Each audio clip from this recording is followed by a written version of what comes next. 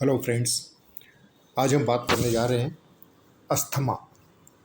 Asthma इस समय बहुत कॉमन डिजीज़ हो रही है और बच्चों में, बड़ों में, बुज़ुर्गों में, मेल फीमेल किसी में भी हो सकती है।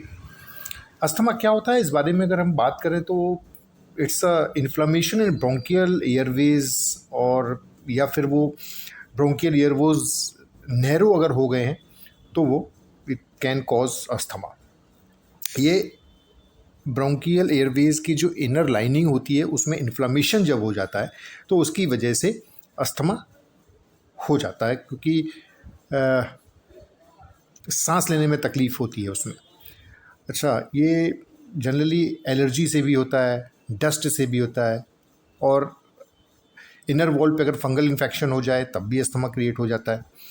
पॉलन की वजह से भी एलर्जी हो जाती है, जो कि अंदर चले जाते हैं अगर पॉलन एयरवेज में, तो भी अस्थमा हो जाता है। उसमें ब्रीथ बहुत जल्दी जल्दी आता है, सांस फूलने लगती है, इस कफिंग होने लगता है, चेस्ट पेन होने लगता है, अनइजीनेस होती है, और so many reasons are there जिसकी की वजह से अस्थमा की वजह से इतनी सारी चीज़ें शुरू हो जाती है। अच्छा, सिम्टम्स यही हैं सारे सिम्टम्स की, शॉर्ट ब्रीदिंग, और पेशेंट जो बहुत जल्दी जल्दी सांस लेना शुरू कर देता है, और difficulty in breathing, anxiety, heart rate बढ़ जाता है, और इस तरीके से पेशेंट को बहुत अनइजीनेस फील होता है जब अस्थमेटिक अटैक आता है किसी को भी। अब बात आती है कि क्या ये क्योर्ड हो सकता है, क्या ये दवाइयों से ठीक हो सकता है? तो फ्रेंड्स, ये एटलीस्ट एलोपैथी में तो नहीं हो सकता है। उसमें मैनेजमेंट है, जब तक दवाइयाँ चलती रहेंगी तब तक पेशेंट को आराम मिलेगा, और दवाइयाँ जैसे ही बंद कर देंगे पेशेंट को आराम नहीं मिलेगा, अगेन ये ट्रिगर हो जाएगा अस्थमेटिक अटैक। और दूसरी पैथीज़ में तो I don't know, I am not aware about it कि उसमें होम्योपैथिक, आयुर्वेद या किसी और में है, होता होगा, बट एलोपैथ में तो नहीं है। दे आउटराइटली सेड नो कि इसमें नहीं होता है।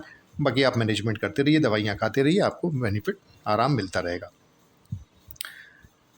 अब ट्रीटमेंट अगर एलोपैथी में देखा जाए तो इन्हेलर्स ही हैं, इसमें इन्हेलर्स की से ही ट्रीटमेंट होता है, और दूसरी और भी कुछ दवाइयाँ होती हैं। मेन चीज़ ये है कि जो एयरवेज नैरो हो गए हैं स्वेलिंग की वजह से, या फंगल इन्फेक्शन की वजह से, या उसमें स्वेलिंग कुछ और भी चीज़ें हो गई जिसकी वजह से उसका डायमीटर कम हो गया है, तो वो डायलेट कर दिया जाए, वो उसका जो है डायमीटर बढ़ा दिया जाए, जिसकी की वजह से प्रॉपर एयर फ्लो होने लगे और पेशेंट को आराम मिल जाए। बस यही हो सकता है, और इसके अलावा तो मुझे लगता है कि कोई और वैसा ट्रीटमेंट नहीं है।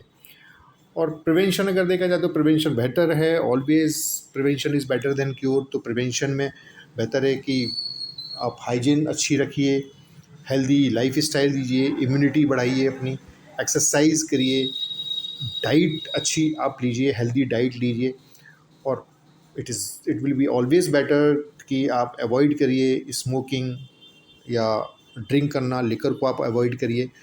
और मेन चीज़ है कि आप इम्यूनिटी को अपनी बढ़ा करके रखिए। और स्मोकिंग तो बहुत ही गलत है, स्मोकिंग तो नहीं करनी चाहिए, एस्थमेटिक पेशेंट्स को तो बिल्कुल ही नहीं करना चाहिए। और अगर आप इसको अवॉइड करना चाहते हैं तो भी स्मोकिंग को आप अवॉइड करिए, अस्थमा को अगर आप अवॉइड करना चाहते हैं तो फ्रेंड्स, ये कुछ छोटे छोटे पॉइंट्स हैं जिनकी की वजह से आप अस्थमा से बच सकते हैं। Thank you.